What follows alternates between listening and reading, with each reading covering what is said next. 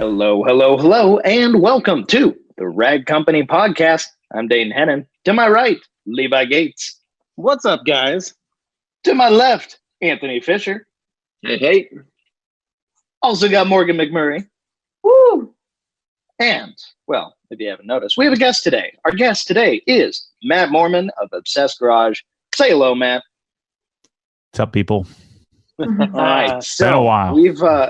We haven't had you on the show for a little bit. So obviously there's stuff going on your channel. I know Anthony's probably a little excited. Saw a certain blue Civic appear on your channel recently, and I'm sure we'll get into that. But guys, how do you want to start this thing? What do you want to talk about? Well, we can just talk about, everything, really. Yeah, we can talk about kind of what's been going on at the studio. So obviously you can see behind us, we all have our themed background here because through Matt's help and sourcing some stuff through him, we were able to get this, I would think, to OG spec, but we'll have to see until Matt actually comes out and takes a look at the place. But I think Levi will you can give us a breakdown of the flooring, what we've done for the lines, what we've done for the water, and kind of give a rundown. Yeah. So, those of you guys wondering we'll give you the basic numbers for the place. The building is 7,000 square feet, 2,000 of which we have turned into office space with cubicles. We built a production, like a product studio also in that space, as well as our control room for Tim and Nick to do all their video editing and control, technical direction and all that kind of stuff. And then we've also built a new podcast studio as well inside the building there. So it's going to be really cool because we'll have two studios and the main office area for Morgan, Dane, Anthony, Tim, Nick, Jimmy. All of them get to work in there. And then go through a doorway, and we've got 5,000 square feet of shop space, which is basically been built into 4 studios. So where's Dane's picture here? So Dane would be standing in our current, if you're looking from Dane's spot, you'd be standing in our old back wall that we've used for a number of years. You guys have seen with our product studio, our main, we call it the dance floor. That's our main old trussing system with our really nice wood backdrop with shelving and lighting and all that stuff. So we placed that in there with barnwood walls and made it look really cool. And then it shines out to where we also have directly to the left of it, we'll have a white room, another psych wall, which is behind Morgan's head there. If Morgan, you want to move your head out of the way, you can see there's the white wall in the back.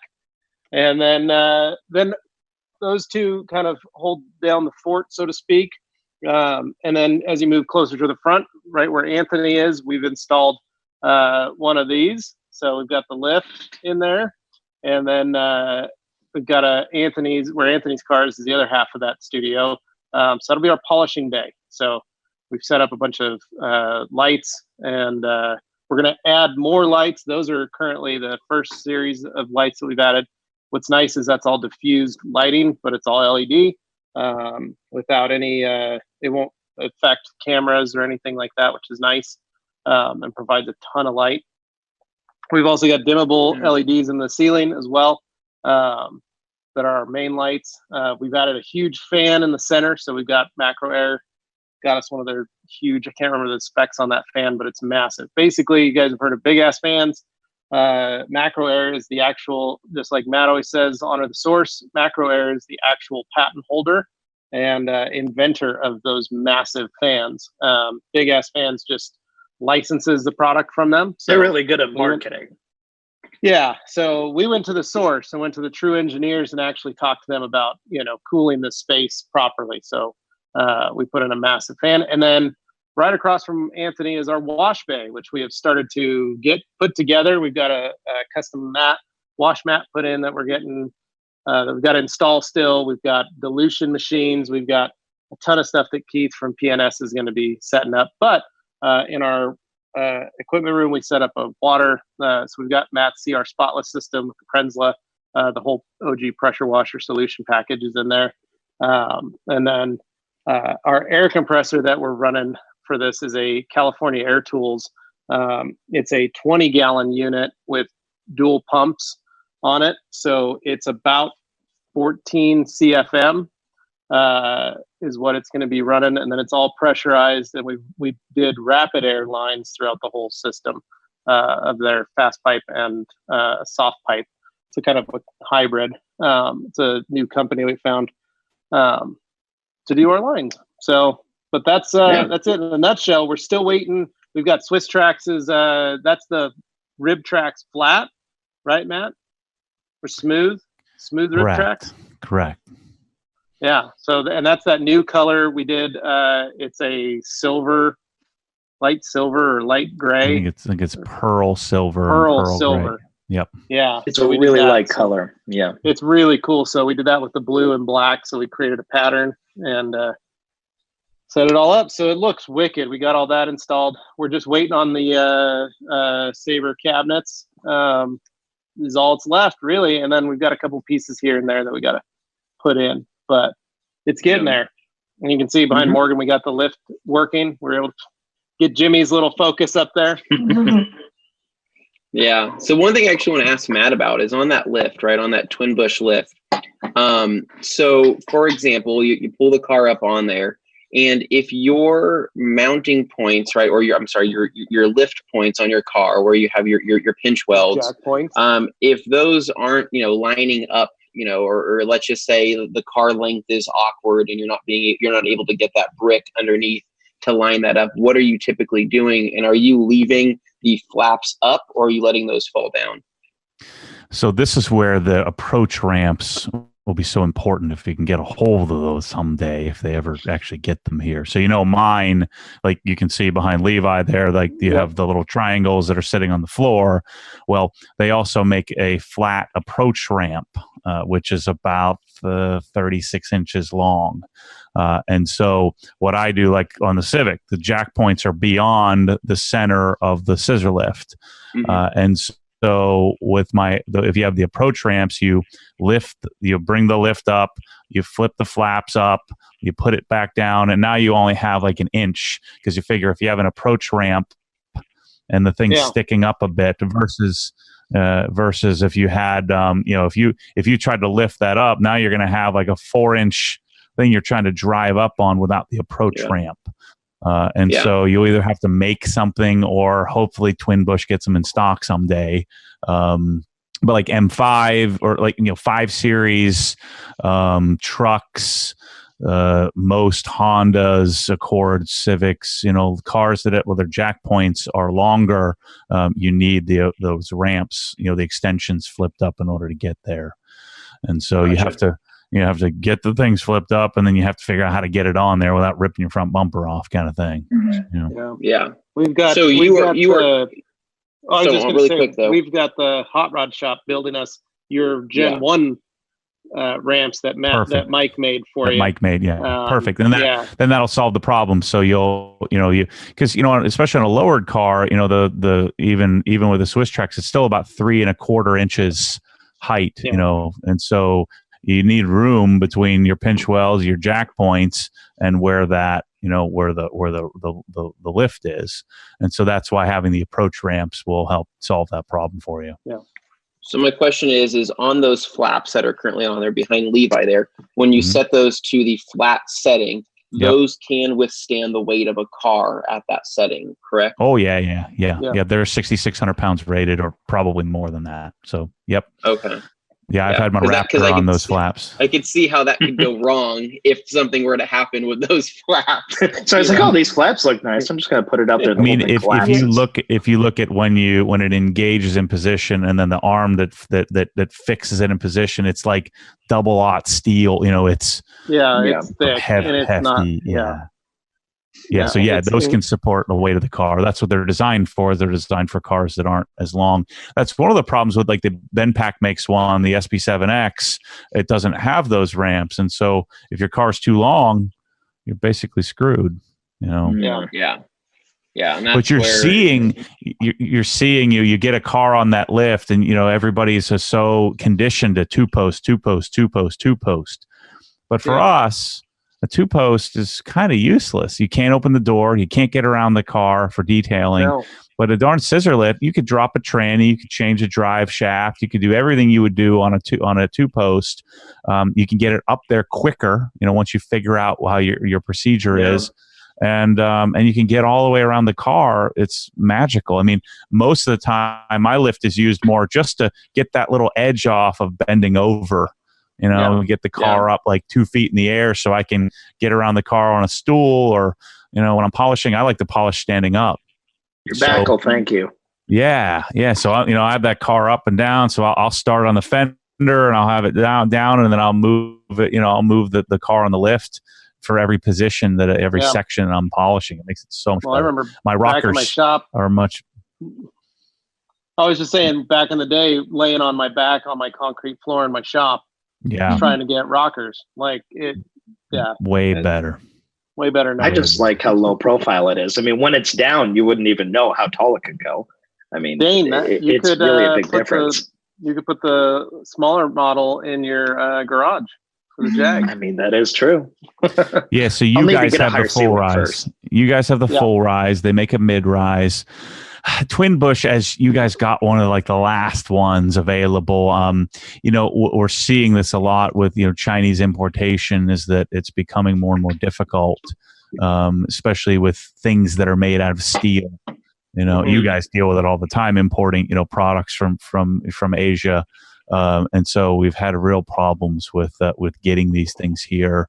I'm visiting the idea of doing, having some other alternative options that are, European or US made as well. But that's such a great lift for was it $3,500?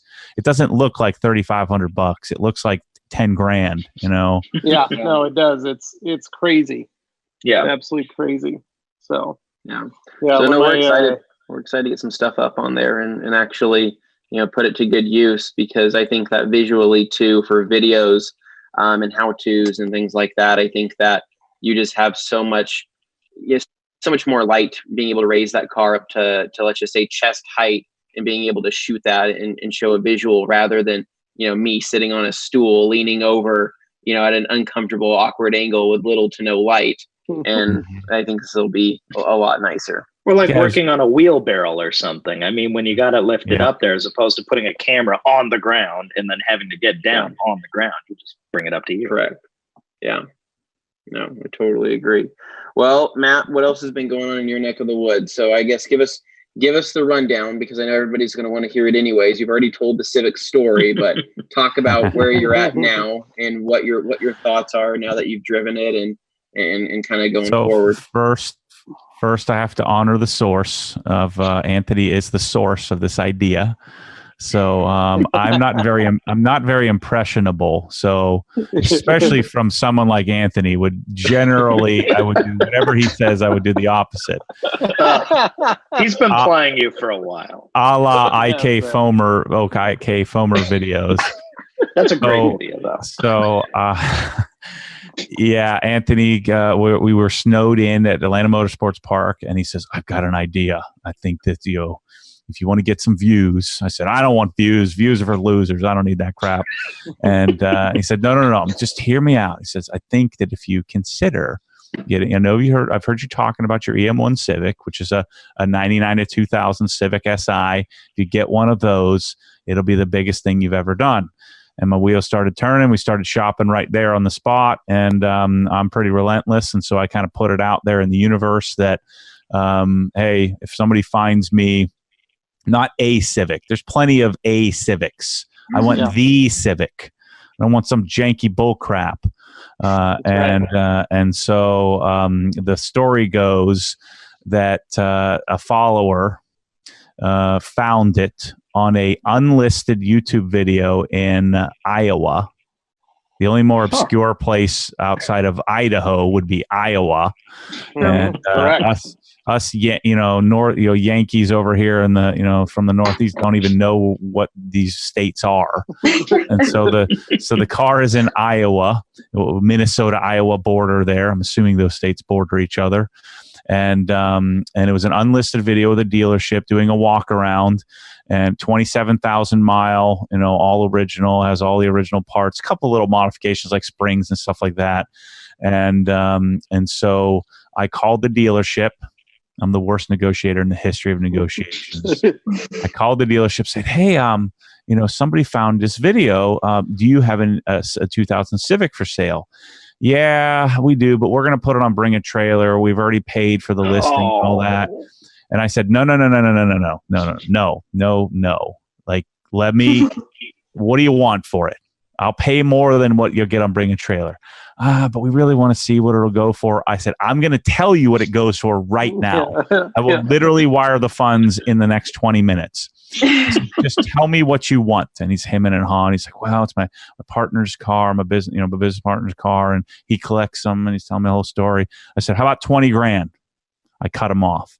He says, well, that was the minimum reserve. So I think that he knew I was serious, because the car's probably worth like 18. And so I said, how about 20? He says, well, that was the minimum. I said, so tell me the number, because I will probably pay it. This is the worst negotiation ever.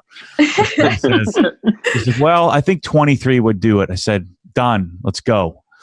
And so then I guess he went and talked to his partner, and I guess they him and hawed, and the partner called me back and said, well, this car, I wanted to see what it would go for. I said, Jim, tell me how much. And he said, well, 25 would make it good. What he doesn't know is I'd pay 40 for it.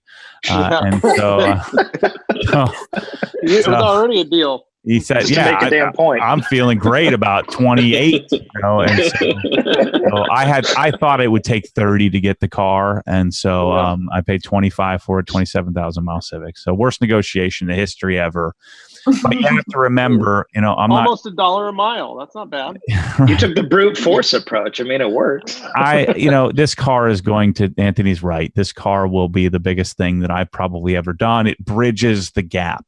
All the 40-year-old dads like me that now have a little scratch, dream of, having that old car that got away. Even if you don't want it, it's still kind of cool to see. All the millennials love the car, and, everything in between. Even the old guys, the old Honda guys love the car. And so it kind of bridges the gap and unites everything. Yeah. So that's the story. Yeah. No, well, I think so. It technically started, right? I think the whole talk, the first discussion that we ever had, even about Hondas, was actually several years ago at SEMA, where it was me, you, David Patterson from Lake Country, and David Patterson, that dude in blue. And we kind of started, talking Hondas and say, because I was saying I got this little Civic EX for $1,500, and then that dude in blue says, oh, I got this Integra for $2,000 that I'm trying to fix up. And then David Patterson of Lake Country chimes in and starts talking about his S2000, and then you start talking about your old EM1.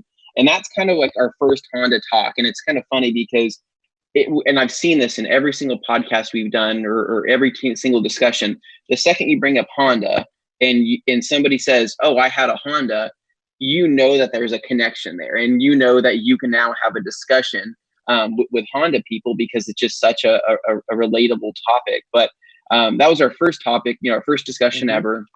And then this last year at SEMA, we were at Topgolf, and I was trying to, put the bug back in your ear, and I said, hey, consider it. And you were like, oh, if I did do it, I would put this mod on it, this mod. And you kind of started going through the list.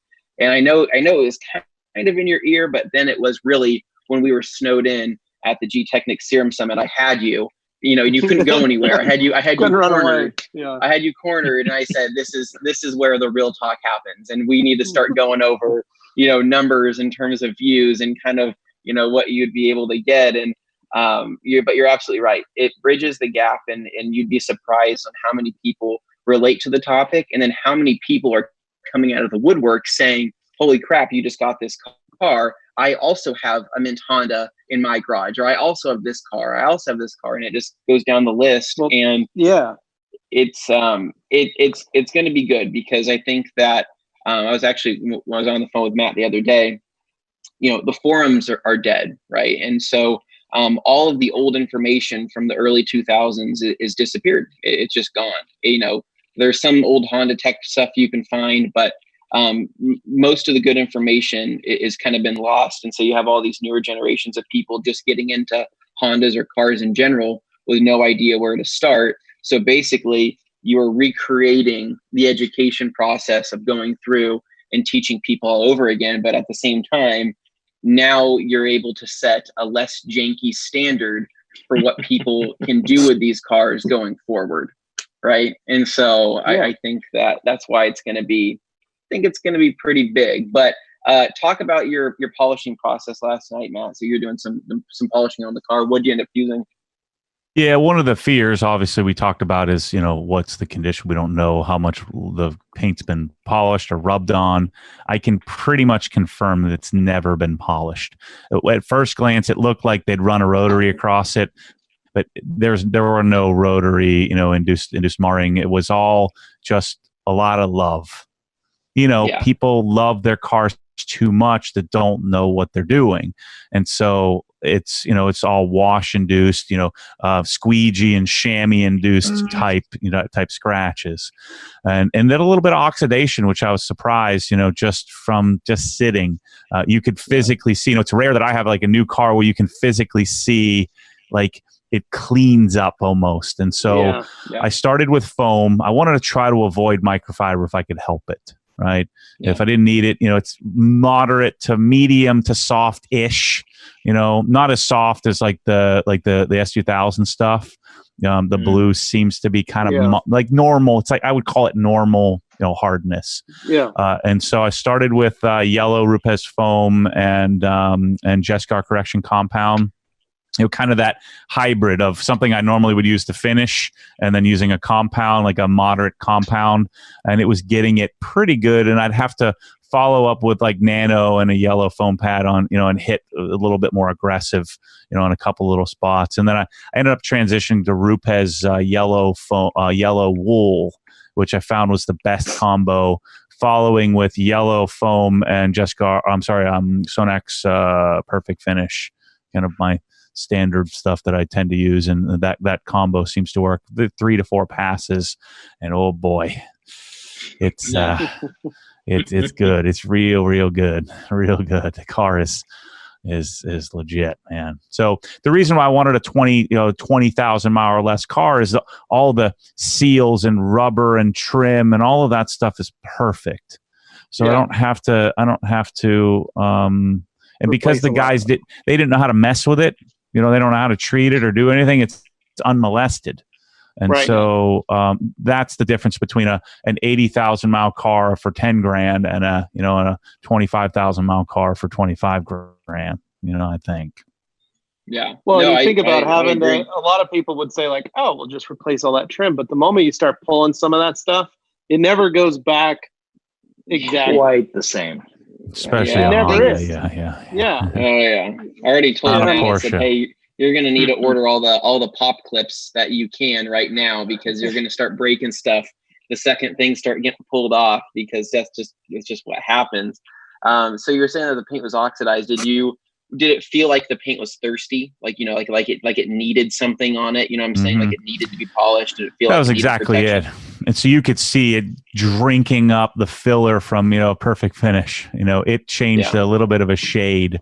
The other interesting thing that I wasn't aware of, and this is so cool about, the uniting of people and all the people coming out of the woodwork. I had assumed, the front grille has a little different shade of purplish. There's a little more purple. Same thing with I started to notice the center where the license plate goes, and then I started to notice all the trim, and so I thought they just had a bad aftermarket paint job on the front grille. Well, it's actually pretty common. So somebody reached out to me and said, hey, this is common on these cars where the plastics will have a little different shade than the paint, and so the drinking up of the kind of reinvigorating of the paint has brought them back to a little bit closer to the same type of finish. Yeah. That makes sense. So what all the things that were painted separately, according to what I know, is going to be the grille, is going to be the rear trunk plastic, is going to be the side moldings, and is going to be the side skirts. All those were painted separately. The spoilers actually match pretty spot on. And the bumpers aren't as off as what you think they would be, and neither is really the front lip. It could be a little off, but my car, for example, I did get a brand new from OEM, a Milano red grill, right? And I think I probably bought the last one in existence, but the second I put that on there, I'm like, well, this is a much lighter shade of red than the rest of the car, and there's really not not a whole lot that can be done. But you're absolutely right that basically when you get to the actual the door moldings and all of that, a polish will get them, at least increase the gloss to get them back to where it's not as noticeable in terms of the change of color.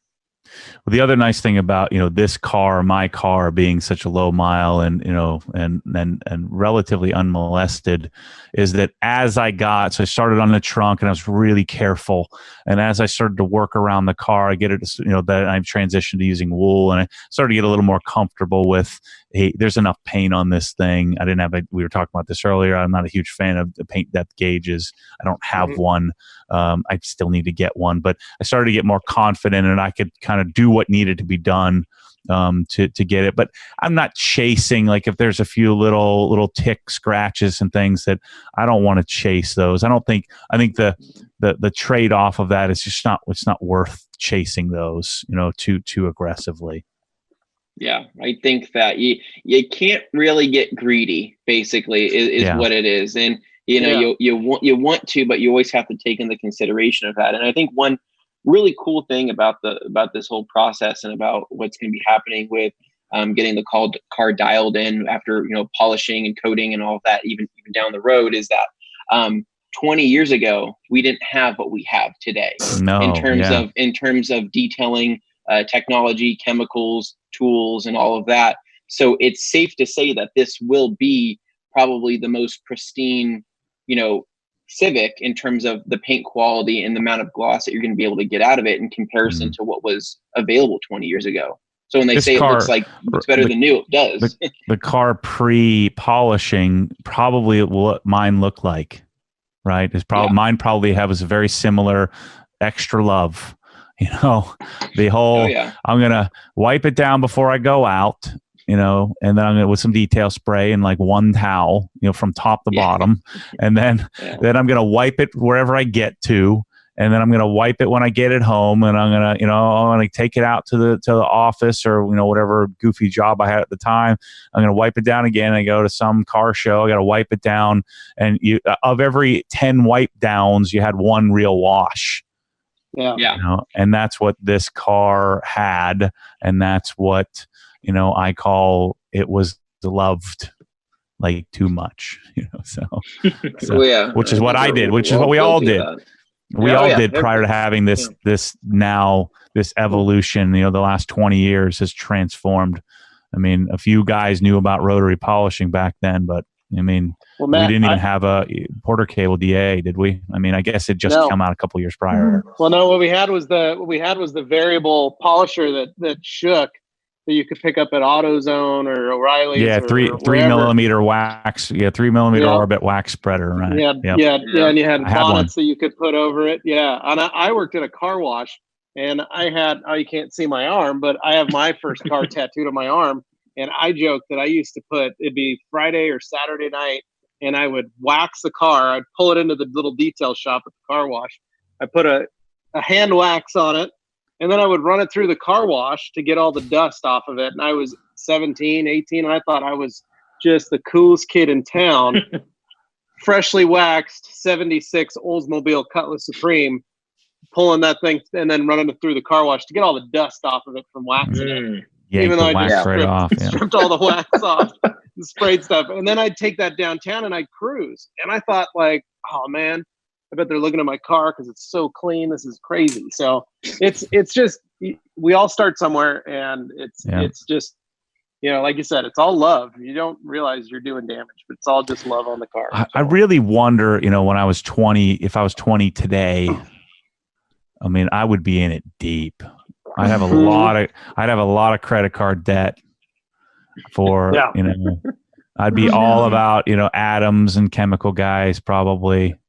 Oh, I met a kid yesterday coming out of the Albertsons. I had my Suburban, so it's fully wrapped, says the rag company on it, all that stuff. I come out of the store, kid pulls up in a white BMW 335 Ci, pulls up, goes, "Do you own the rag company?" I said, "I don't, but I'm the face of it." And he goes, "Oh, I love this stuff. I love the towels. I watch everything you guys do. My other favorite channel is Obsessed Garage. I love everything Matt does."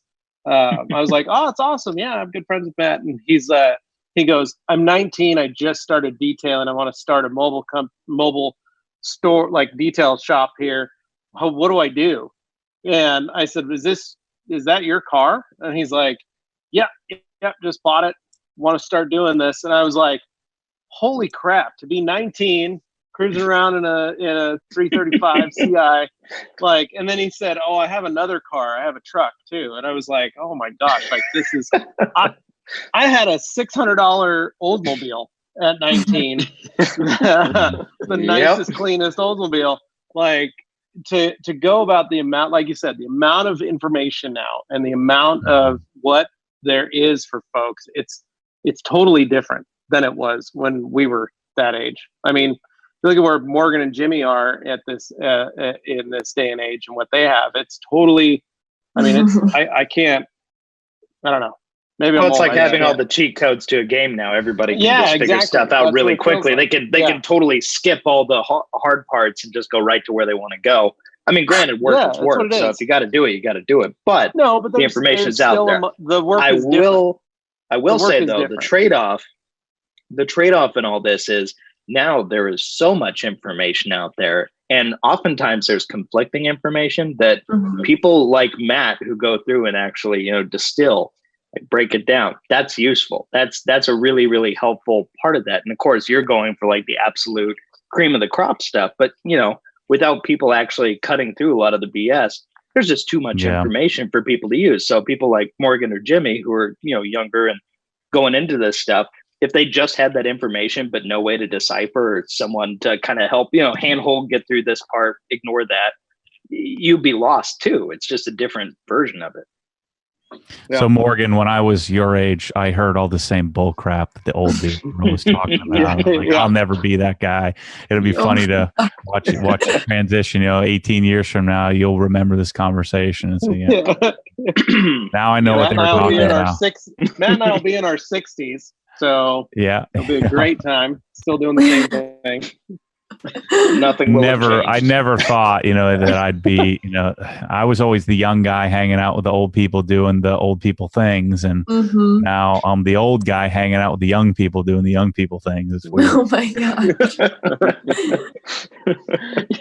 and now he's back into civics, so he had the Corvette and tried that out and said, no, I want a Civic. Don't get me wrong, I freaking hate that thing. I mean, it really does. But I'm enjoying the shopping part. The shopping without the fear of bankruptcy. There's some power in that. There's a very big difference when I was 20 and I was levering myself to get a Comtech exhaust. I'm like, well, I think I could pay this off. Let's just float it. I just got a brand new, First Union credit card with a $2,500 limit. Exhaust is $1,300. I've only had my job for a week. I'm sure it'll be fine. Yeah, I mean, I had a commission job, which was very unpredictable, and I always figured it out. I always made it happen, but the smart thing would have been to like pay a tuition payment instead of come out of college with 80 debt. But you live that life, and you find that happy medium, and hopefully you don't go bankrupt. Well, the difference is now, the car, there's a monetary benefit to me buying and sparing no expense on this because it's my brand, and I've gotten lucky in figuring out how to take my passion and making money off it, like you guys. Same thing.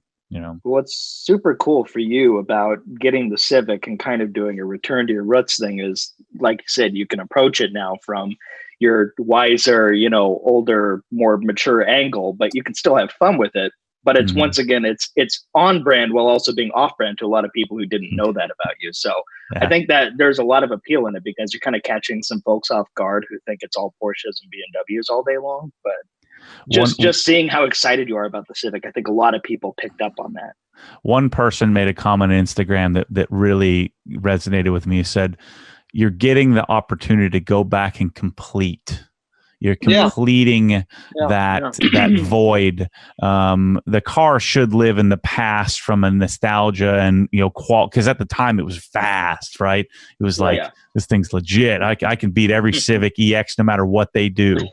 And the goal was to beat a Type R. If I lightened it up enough, it could beat a Type R. But all the while I'm trying to gain weight and put on as much muscle as possible. So it's like this weird shift. I'd get a carbon fiber hood, but then a 40-pound subwoofer. But I get the chance to go back and complete it. Like my S2000, I feel great that I did that. I did think when I bought my S2000, I would have it for the rest of my life. But I realized I freaking hated it. So now this time with the Civic, I'm just completing it. It'll move on, and I'll go do something else stupid and frivolous. I have that same nostalgia. I think back to when I was, I had that Oldsmobile, and I thought about, man, if I put airbags on it, if I put some 20s on it, if I swap the motor, I do all this stuff, I get the interior done. This I remember I used to design and draw, because that was what I originally wanted to go to school for, was automotive design. And so I'd sit there and I'd spend hours sketching out how I wanted the interior to look, and the way I wanted to lay the upholstery, and how I wanted the patterns to be. And then I do the paint job, and I did, what wheels, and maybe if I pick this kidney bean style or this one. And I would go through and I'd build these parts lists out in my head. And then I'd look at the price and I go, I make $7 an hour at a car wash. And I try and figure out, and I go, okay, if I work the summer and I put in this many hours, I can maybe get an airbag system. But then the motor something would happen to the engine. I have to fix it. I have to do this. And so I remember thinking like all these steps as I was a kid. And then I have another dream project truck, which was a short box, square body Chevrolet pickup. That was my other truck, little white short box. And I'd have that all built out, and this is what I'm going to do, and this is how I'm going to do it. And those two are still, they're still there. They're still in that dream, spot in my head that someday I'll get around to doing something with them. And then I had other cars that have popped into my life. I still have I have a 1946 Chevy pickup that has been sitting in my dad's property for the last 16 years that I haven't touched. Because I have a wife and kids and a house and a job, and it's like I just don't have time to work on that. And it's finally getting to a point where it's a possibility. I now have the space. I have the house space to work on it. But it's looking at like all of a sudden this project just popped in, and it's something I've had for years, but it wasn't on the level of my dreams, so to speak, like the Civic or the S2000 was for you. I think that's the coolest thing, is being able to go back to that and create that, which I think is going to allow a lot of other people to go, oh man, why don't I have, like, let me do that. Let me go back to that. And I think that's going to be really neat. I think that's happening. That's happening a lot now. And it happens with every generation, the muscle cars, and like our parents, Levi, our parents' generation be like muscle cars. And so now ours is, 80s and 90s, type cars. And the interesting thing for me in my avenue and my, my very niche channel and market is, there are lots and lots of younger guys who, are buying, JDM Legends and building them.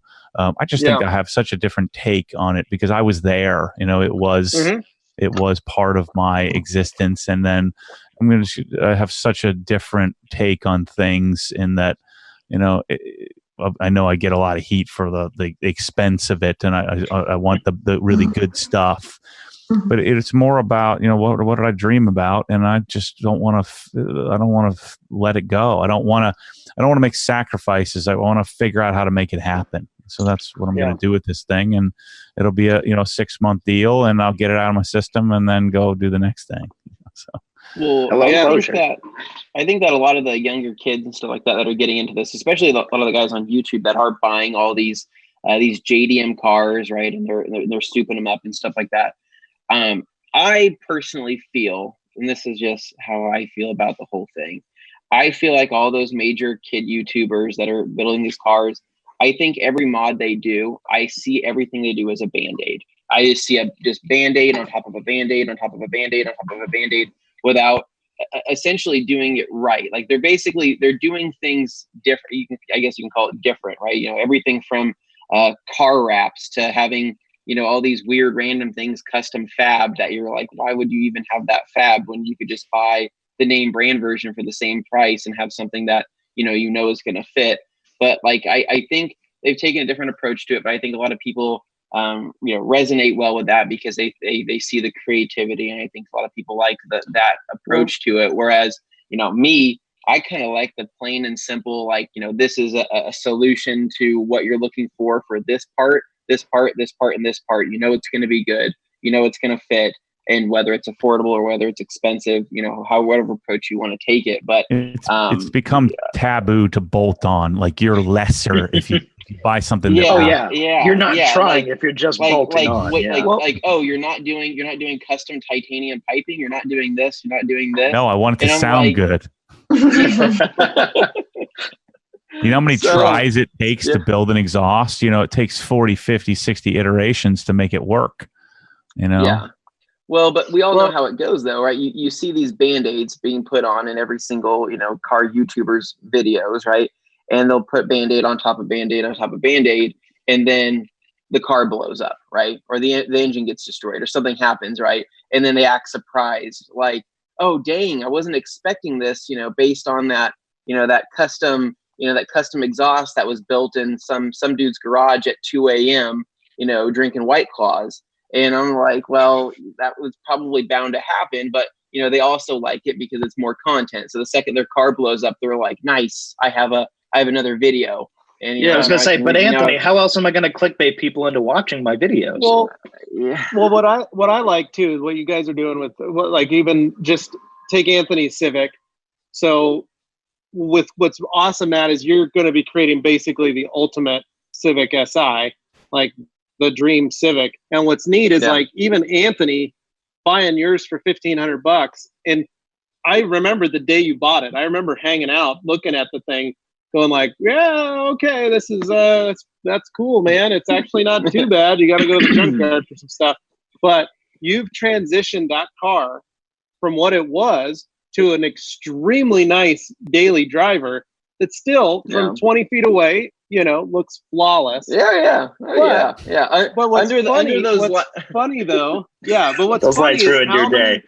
Yeah, but what's funny is how many people, and I've been with you because we travel a lot, have been like, oh my gosh, that is my dream. That little Civic, you got the nicest Civic I've ever seen in my life. That is the most beautiful. Gosh. I can't believe how perfect that is. And I'm looking at it going like, that's a detailed Civic that Anthony's done a lot to fix up and make nice. And yeah, you're not wrong. It's not bad, but it's not what Matt's going to be building.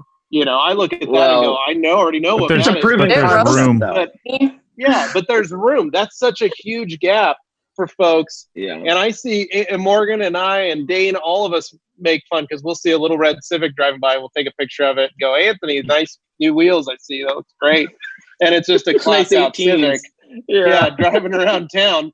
And but it's funny to see then that person will send Anthony a link and go, that's my dream, bro. Your build is my dream hero. To get my car to there. So I look at this progression, and I've always said life is like a ladder. You've got these rungs that you have to climb, and everything in your life, in your house, in your work, you have to climb a ladder. There has to be that next rung up. And I look at these rungs in the same way that I look at the way those cars and the cars that you guys are building. And so, like, Anthony's appealed to a budget-friendly style of some of these guys that are making still $7 an hour, $8 an hour, driving these Civics. They have something to look towards. And then they also, these older guys like us, or even Anthony and Dane's age, which is just 10 years lower than us, have this now appreciation of what can be in these versions with what you're building, Matt. So I just think it's fascinating. The hard part is that, you're right though. A lot of people, they'll reach out and they'll say, you have the cleanest Civic I've ever seen. I'm like, don't look too close, right? I say, don't pinch and zoom on my photos. You're going to be really disappointed when you start doing that. And so, but I then I'll get people to message me, Matt, you're probably going to start getting a lot of this. They'll say, hey man, you inspired me to pick up a Civic. I just bought one. I can't wait to get started. What do you think? And they send me a picture of a 1996 Honda Civic LX in silver that's, has a mismatched, rear bumper and, has some type of, janky suspension on it. And I'm like, and I look at that, I'm like, well, It's got 3 custom wheels and 1 stock. and wheel. I look at it, and I'm like, well, you didn't get the greatest starting point. You're probably going to put more money into, just getting that all one color than you would if you would have just bought, maybe the right car from the beginning. But, there is that kind of other weird area too, right? Where you're going to get a lot of people that have, the base model of things, and you've set an expectation for them. But I also want to get the education out there to where it's like, hey, you didn't start at the best point, in my opinion. So you may want to just reconsider maybe selling that and then getting like an EX or an HX or getting an SI or getting whatever you can, then trying again, because we all made the mistake of putting way too much money in cars, at some point in our life that we shouldn't have. Morgan, you put wheels on a stock Ford Focus, right? We put some type of expensive wheels on there. I think Dane probably did something with his SBX probably, and I actually kept that fresh and clean. That was an old man car. That was pretty original. Yeah, I had a '63 Lincoln Continental suicide door that I sold and then purchased a '68 Cadillac Coupe de Ville. So yeah. So I think Matt has a good eye for a good starting point. I think that you obviously you got the best starting point you could ever possibly get in life. But I mean, that makes a big difference when it comes to modifying cars or just generally cleaning them up, right? When you have a guy that has, that sees your shiny car and he says, what product do you put on there to make it so shiny? And then he sends you a picture of his and he has clear coat failure throughout the entire top of the car. You have to tell him, hey, there's no amount of product that you can put on there that's going to make yours look like mine because of your major clear coat issue. Well, so you have to have a better starting point. Well, and the funny thing is, Matt, you've had that already with the BMWs, with your Porsche builds, with all that stuff. Like, there's already that level of other people that are like, man, you inspired me in, the M3s and the GT3s and all that stuff that you've already built. But this is going to bring a different level, like Anthony says, of the guys with the clear way coat more failure. Well, here's what I hope. Marketplace deals. I feel a certain sense of responsibility, and if you don't give me a chance, all you're going to see is that superficial aspect of things. Like, I'm going to buy a $10,000 motor for the car. Mm-hmm. But what I think what people can kind of get through that, what I'm hoping to show people through, I'm pretty enthusiastic about the thing. I'm pretty excited about it. Is you just explained a demographic, like somebody who's going to buy an LX. I can't relate to that mindset. I don't care what your upbringing is. Now, I'm cheating a little bit because I have 2 great parents and they were together. And although they started out young, so we didn't have a lot. I'm a white male in America, and so I'm starting from a little different place than most people. But I didn't start with like the BMW kid you were talking about, right? Right. Yeah. And so if you can get through all this bull crap of all this fancy stuff that I now have because I've worked my face off my whole life and I've taken bigger risks than other people have, I'm hoping to inspire somebody to say, look, don't buy that crappy LX. Figure out how to make it happen. What do you got to do? Do you got to work 2 jobs? Do you have to get a college education? Do you have to take out a loan, take a risk to get what you want in life? And that's the greater message of me taking on this task of. But some people enjoy I'm going to buy an LX for $600 and I'm going to turn it into something great. That's cool too. So I think the main story here is I'm going to take one path to show people, what you could do. And really, I'm lying here because the main reason I want to do it is because I want to do it because I enjoy it. I think it's fun. It's a dream to shop for all this crap. I'm on, Yahoo Japan, and I'm setting up some kind of special way to buy stuff in yen, and I'm doing conversions, and like, this is freaking cool. But the message is, look, don't preclude yourself from being able to do something like this. You certainly might not be able to do it when you're 21, but who knows? If you work your face off and you're 40, you can buy the car that got away and do everything you ever dreamt of doing and not have to sweat it. You know? Yeah. And that's when people get through the all the bull crap about, me, yelling at people for saying stupid comments, then I think they'll see that that's the point of this whole thing, this whole build. Yeah, I think we all dreamed I think it's right awesome. Yeah. In other news, I was you gonna did. say, Have you go sold the Corvette yet? Yep. Thank God. Sold, done, gone, out of What your a life. hunk of crap. I hate that thing so much. It's really, really, really nice, and it's really, it's fast as crap, and it handles great, and it probably decimate my GT3. But it's just not my style. And the guy who bought it is freaking fantastic. He's gonna love it, and he's been a Corvette guy. He went that route, where we're talking about the Honda route. It's very hard to go Honda to Corvette, but I wanted to experience it. I'm living this dream life where, what's it all about? Now I know, and I hate it, and I'm not. And it's not an opinion. That's like an experience. Yeah. Yep. Yeah. That's what it's about. And I didn't I was do going it to to say hate on the it. Civic. It just worked out that way. Yeah. I'm going to hate the Civic too.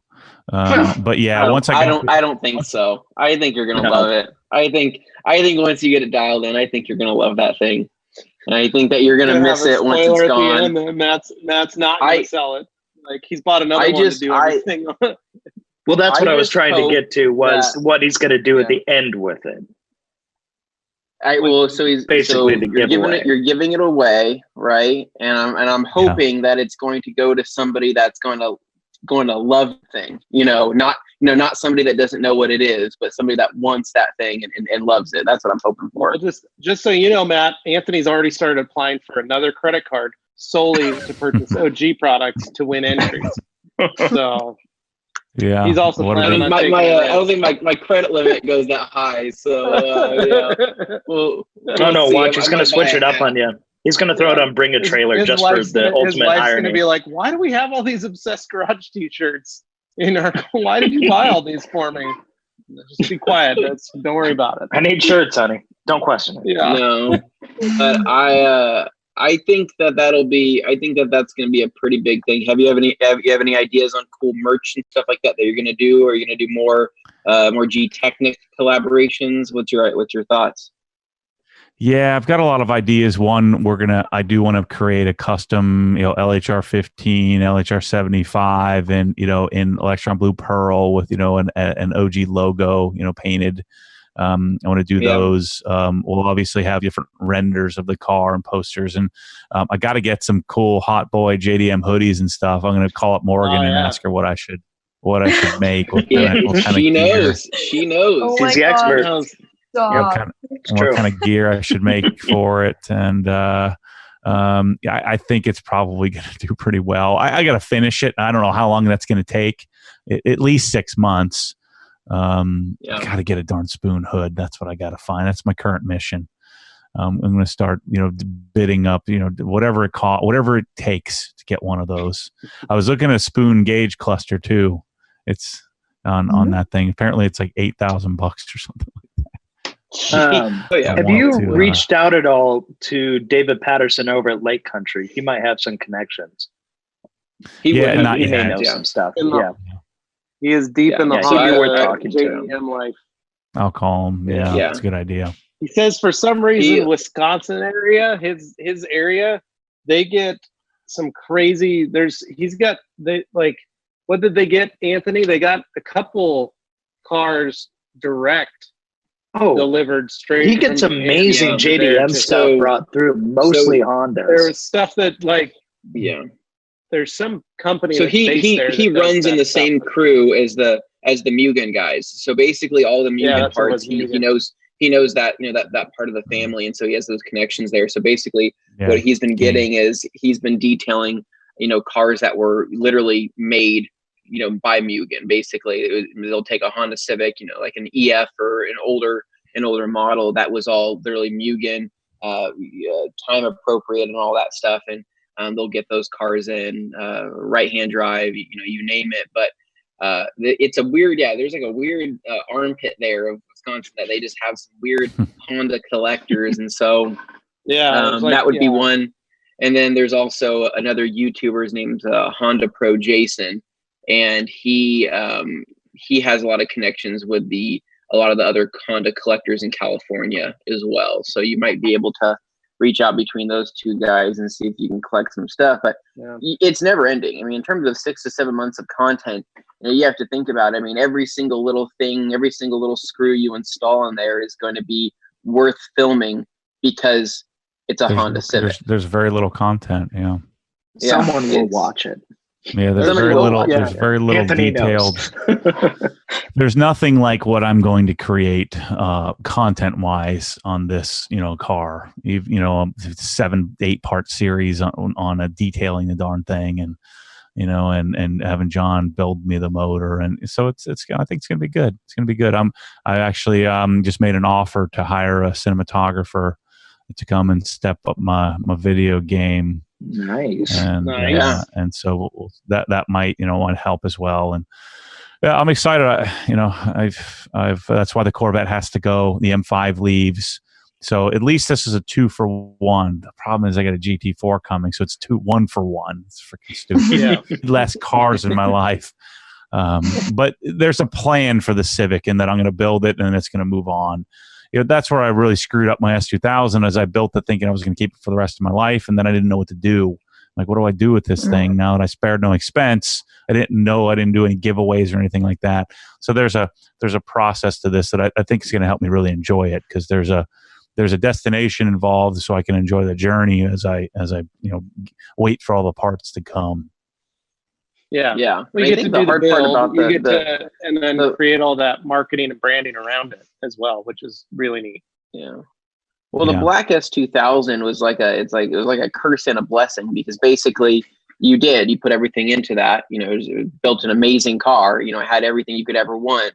But at the end of the day, it's a Black S2000 with the softest paint in the world, and maintaining that, in your point of view, is going to be a nightmare. And so it's not one of those cars that you can go drive, get covered in love bugs, and then just let it sit, right? Because you're going to sit there and being like, oh, that's going to wreak havoc. And so the area of enjoyment of that car is so slim that you couldn't really foresee it sticking around for a long time. Yeah, it was basically you also didn't fit in it it too. That point. How do you fit in the Civic? You feel a little bit better in that thing? No, it's terrible. I have no idea. My head hits the roof, and I can't reach the shifter. It's like the weirdest. I had no idea. And then Bryce ruined it for me, because I didn't really connect that you've got to turn the wheel like 90 degrees to like go around a normal bend. That like my GT3, I would literally turn like 1 degree, and the Civic is like I'm almost turning over on the darn thing. That's the difference between a normal civilian car and a race car. But I do enjoy it way more than I thought.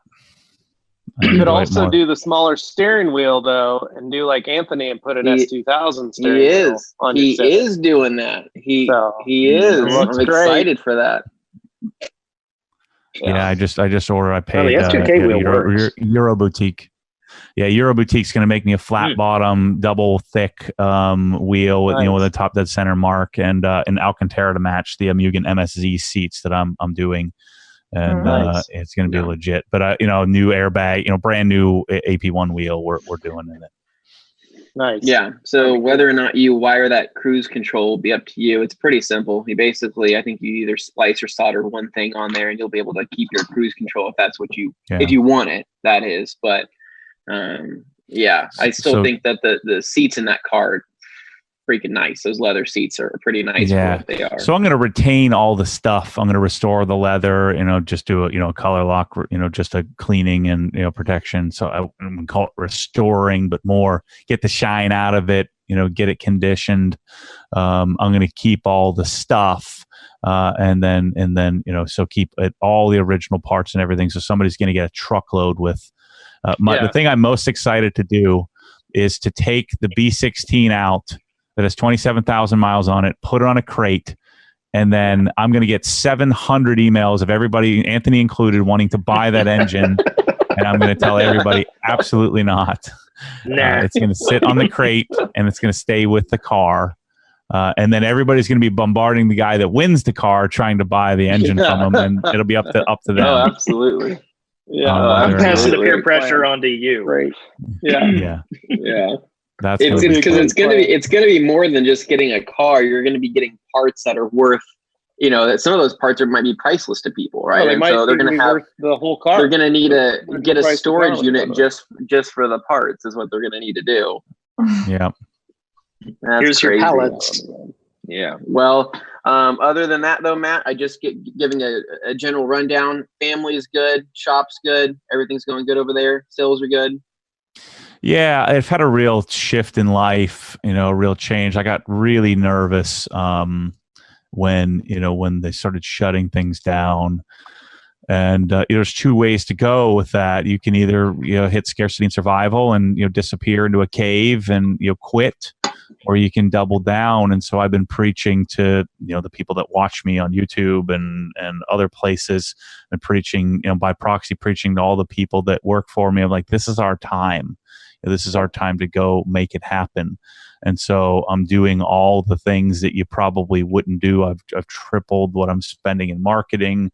I've tripled the hours that I spend. I closed and sold the other business that was distracting me, the gym that I bought to get in shape. It doesn't work that way. You can't buy getting in shape. You have to do it. I could have told you that. Good lesson. I was hoping it fat shamed me into getting in shape by being on the hook, indebted to this, but that didn't work.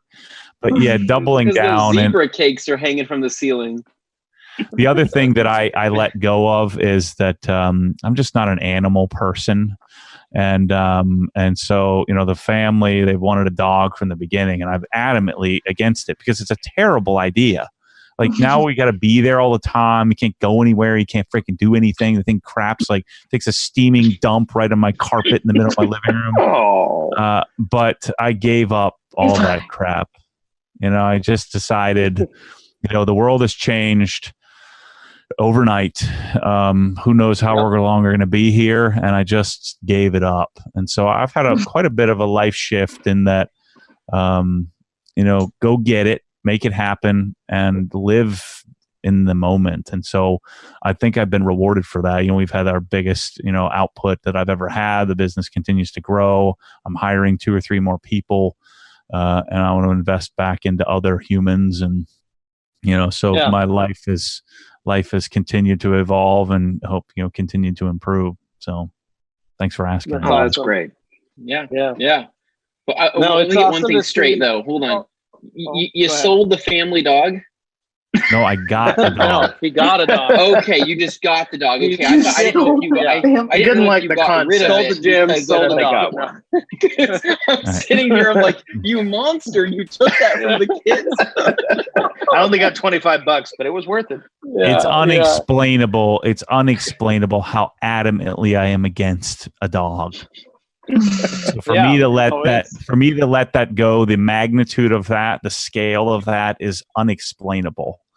And so for me to let that go is a big life change for me. I know it seems so simple for, if you're a dog person or you're an animal person, but for me, it's just never, ever in a million years that I ever consider having a dog ever. And so I just said, if you guys want one, then get it. And then me and that be responsible for it. BFFs. I'm not cleaning up any crap. What kind of dog? Apparently, it's a real bougie dog. It's a golden doodle. That is a bougie dog. That's a real bougie dog. All the love of a golden retriever without the shedding. So that's good. At least you'll have that. I can't do hair. Yeah, I couldn't do hair. No, Matt, we did that same thing. It got to a point where my kids were getting scared of dogs, and my wife and we had dogs before we were married, and my dogs were always very well trained. I don't accept a lot of stuff from my dog. I make them work for it. And when we got our dog, it was one of those prison warden dog owner. Yeah, well, like I'm the one at work when I talk about what I expect out of a dog, I'm instantly like a dictator or the next people turn Mussolini, against or you. all our employees are like, you're a horrible dog owner. I'm like, I just expect things from a dog that and so I got a dog, and it was when I was doing a ton of traveling for the company, and so now he doesn't listen to me. He only listens to my wife. So I have no control over that dog anymore.